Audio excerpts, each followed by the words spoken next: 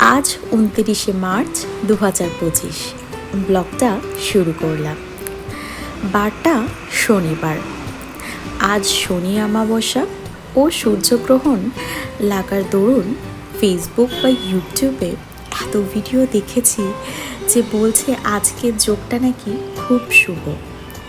আর এই শুভ দিনে ৮টা ১৮-র সময় যদি মেইন ডোরের সামনে একটা প্রদীপ লাগানো যায়, যার 4টে মুখ থাকবে সে প্রদীপে, সেটা নাকি খুব শুভ যোগ হয় এবং তোমার যদি কোনো মনের উইশ থাকে সেটা তুমি করতে পারো, সেটা ফুলফিল হবে।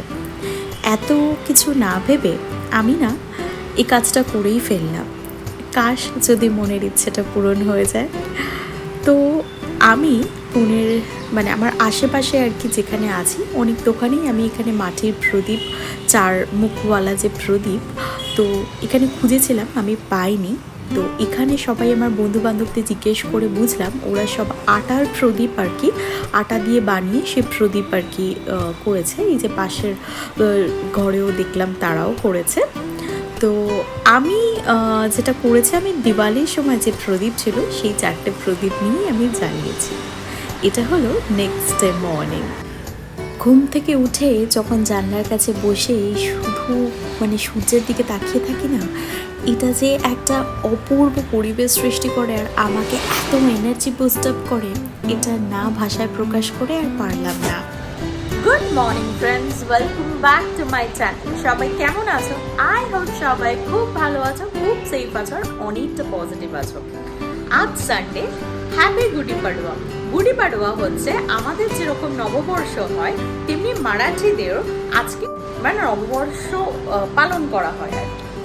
তো এখানে খুব সুন্দর করে একটা লাকড়ির মধ্যে উল্টো করে একটা ঘটি লাগানো হয়, অ্যান্ড তাকে খুব সুন্দর করে শাড়ি ঠাড়ি পরিয়ে খুব সুন্দর করে ব্যালকনিতে ঝোলায়। এভাবেই পালন করে। এছাড়া বিভিন্ন রকম বাড়িতে ইনভাইট করে সবাইকে, এছাড়া বাড়িতে খুব সুন্দর সুন্দর রান্না করে। তো আমারও আজ এক ফ্রেন্ডের বাড়িতে ইনভিটেশন আছে এই সি ব্লকেই, নেক্সট ব্লকে। তো সেখানে যাব, আর কি কি হচ্ছে হয়তো ওদের বাড়িতে গিয়ে আমি সেভাবে ব্লগ করতে পারবো না, বাট আমি ডেফিনেটলি শেয়ার করব কীভাবে পালন করা হচ্ছে, আর যদি সম্ভব হয় তাহলে আমি ভিডিওটা করব। তো চলো দিনটাকে খুব সুন্দরভাবে শুরু করা যাক। দেখো, একটু ভালো করে লক্ষ্য করো, ভিডিওটা আমি শেয়ার করেছি। দেখো সুন্দর করে লাকড়িটাকে সাজিয়েছে অ্যান্ড তাকে খুব সুন্দর করে কাপড় পরিয়েছে এবং মাথার ওপরে একটা ঘটি রেখেছে। তো এটা মনে করা হয় ঘটিটা উল্টানো মানে সুখ সমৃদ্ধি সমস্ত কিছু উথলে পড়ছে। তো এটাকেই তারা পুজো করে। ফ্রেন্ডের বাড়িতে গিয়েছিলাম, তো সেই ভিডিওটা আর দেওয়া সম্ভব হয়নি। তারপরে বাড়িতে এসে অনেকটা লেট হয়ে গেছিলো, আর তারপরে ভিডিও আমি সেভাবে শ্যুট করতে পারিনি। তো আমার ফ্রেন্ড যেখানে বাড়িতে গিয়েছিলাম সেখানে সত্যি খুব ভালো আয়োজন ছিল, সেই বিষয়টাই একটু শেয়ার করবো বলে এলাম।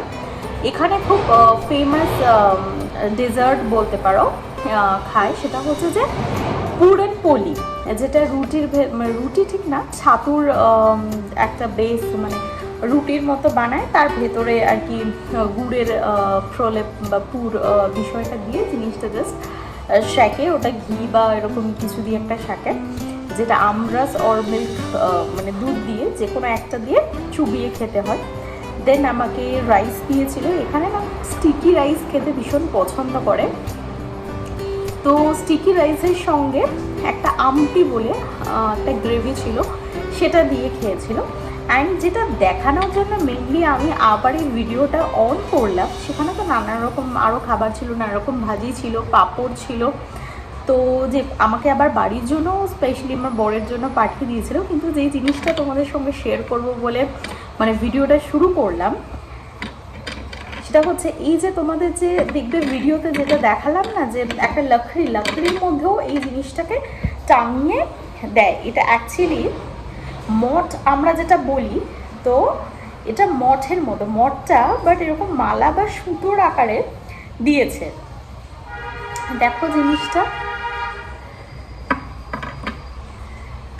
তো এটা আমার বেশ ইন্টারেস্টিং লাগলো অ্যান্ড এটা নতুনত্ব লাগলো, তাই তোমাদের সঙ্গে শেয়ার করলাম। তো চলো আজকের মতো ভিডিও এতটাই। যদি আমার ভিডিও ভালো লেগে থাকে তাহলে তোমরা জানো কি করতে হবে, চ্যানেলটা লাইক করতে হবে, শেয়ার করতে হবে, আর অবশ্যই তোমাদের গুরুত্বপূর্ণ কমেন্ট আমাকে জানাতে হবে। তো চলো আজকের মতো টাটা অ্যান্ড বাই বাই।